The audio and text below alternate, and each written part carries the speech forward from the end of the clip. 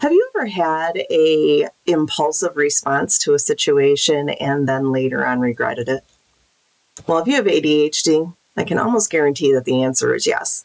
And most people do that at some point in their lives. We just tend to do it more.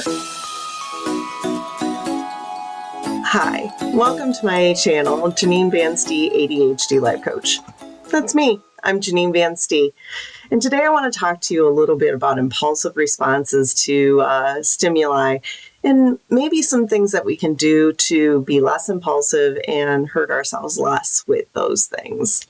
It's no surprise that people with ADHD tend to be impulsive. They tend to have reactive responses to situations. It's not always a great thing. Sometimes it is very great because we react quickly to critical situations in a way that sometimes helps, but a lot of times we hurt ourselves with that impulsive response. So when I talk about a stimulus, it can be a lot of things. It can be the dog barking. It can be something your spouse said. It could be something your boss said. It could be another driver on the road. Anything that causes a response from you is a stimulus. So when I talk about stimulus, that's what I'm talking about. Between a stimulus and a response, there's a split second where we can make a decision as to how we're going to respond to that situation. For people with ADHD, it's a pretty small space between stimulus and response because we're impulsive and we tend to go with the very first response that pops into our head. Believe it or not, there are some people who wait to respond to a situation by thinking about it first. Yeah. So let's give an example. Say your boss comes into your office and he says, "Where's that report I'm waiting for?" Your first response is, first of all, it's defensive. And the first thing that pops into your head is, "Give me a minute." And that's what comes out of your mouth. Give me a minute. Your boss doesn't respond particularly well to that response. This kind of stuff happens to us all the time. You know, your spouse comes through the door and they say, "Man, this place is a mess." And your first response is, "Well, then maybe you should clean it up." If you think about that beforehand, you know that that's probably going to start something, even though the comment coming through the door might have started something. But the way you respond could change the whole conversation. But because we go with our first response, we tend to go with the one that's the most emotionally charged and generally not the best for controlling a situation. So what do we do about it? Well, we learn to utilize that second, that split second, that very tiny sliver of time between stimulus and response. And how do we do that? First of all, we take a breath. And in that breath, even that breath takes longer than it normally does for you to respond. In that breath, allow yourself to formulate a response. Analyze your first response. Is it the response you want to give? If it's not, formulate a new one. It doesn't take long to stop the impulsive response from coming out of your mouth.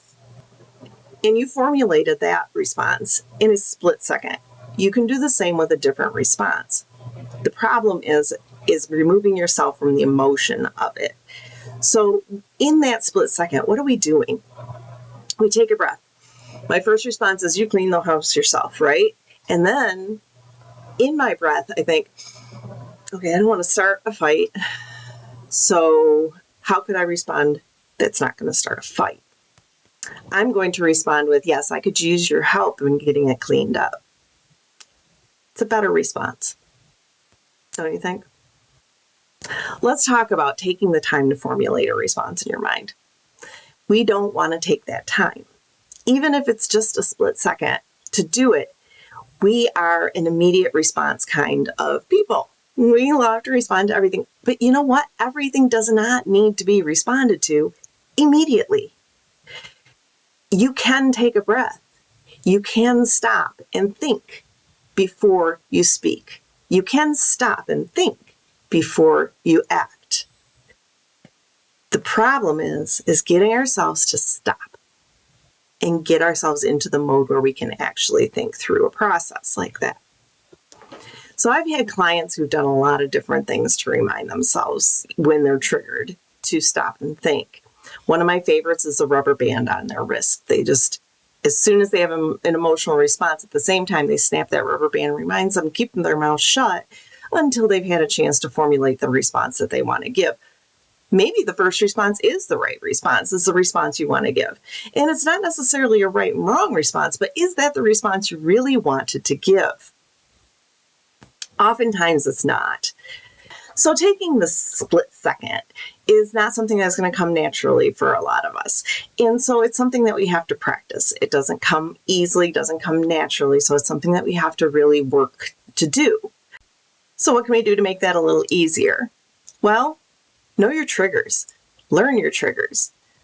Recognize the times that you tend to be the most impulsive and reactive to situations or to things that people say or whatever.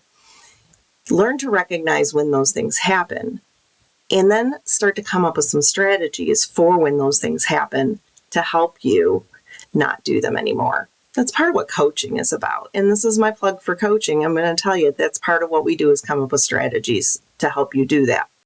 The fact is, the secret is in you. So you don't have to have a coach, but sometimes they help you pull it out.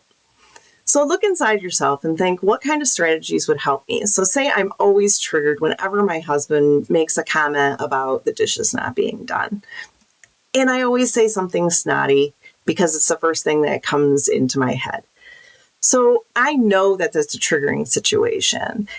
When he asks me about the dishes, now I know that that can be triggering for me. So it sends me immediately into my take a second before you respond. By knowing that trigger, I'm able to recognize this is the time when I really need to use this strategy or technique. So tell me what you think. What do you think of this strategy? What do you do to help with your impulsive reactivity? Let me know. Don't forget to hit the subscribe, the like, and all the other stuff. And we'll see you next time.